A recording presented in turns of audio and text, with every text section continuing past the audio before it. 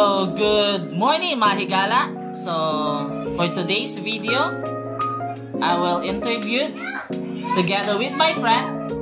Hello everyone, my name is Flash Bernard Jebasolo. I'm 17 years old and I'm single. Wow. So, sa tanong mga single diha, apilo mo lang ako ang friend. So, for today's friend, so maghatag ko ulit maka random question. Ayun, yung mga tuwa. Pwede na ni may English, pwede sa ni may Bisaya. Okay? So, number one question is, how do you spend your spare time? Or, giunsan yung paggamit ang imong oras? So, I spend my spare time on watching anime. Because, pag maglanta kog anime kay, ma-feel kay, ano ka nang, nice kita siya sa feeling. Tapos, ma-feel kay, kanang, I'm alive. So, the thing that I'm gonna do is watching anime jud kay, mara siya na kong hobby na po siya. Okay. Thank you so much, friends. So, ang ikaduha nga pangutana, what have you read recently that has taken your interest? Or, unsa ang imong nabasa, bago lang nga nakapaikag sa imong interest?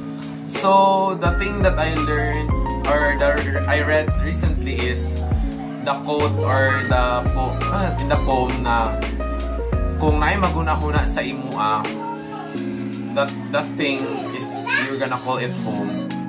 Ang pasabot sa story ato is, or sa poem is kanang kung imong una-una ng usa ka tao, kana ang nga tao kay mobalik ra din siya sa imua. Wow, sana lahat. Okay, so number 3 question, what motivates you? Unsay nagtukmod kanimo? The thing that motivates me is my desire to finish my study. Kaya gid akong mortgage siya bisa pag naay mga babag na problema, mga kaaging nga kalisod. Gid akong ginaw na kinahanglan gid nga mo gid akong motivation nga kinahanglan gid makahuman gid ko, buag gid ko karon nga kinabuhi sa malabot na panahon. Wow, so maka-motivate kayo, no? So, okay, maka-motivate kayo, no? So, moving on. So, what are your priorities in life? Unsang imong mga prioridad sa imong kinabuhi? So, in my current situation, the thing that I prioritize is to become a financial stable so I can support my studies. So, kinahanglan first ako okay na siya akong gina-prioritize karon kay karon niya panahon lisod naman dyan kaayo. So kinahanglan yung kumanikamat ni para sa akong financial kay para kanang makapadayon po gusto kong college. And also prioritize po na myself na or my body na always po ka ng healthy. Wow. So thank you kayo. So last but not the least, how do you handle stress? Giunsa nimo pagdumala ang stress?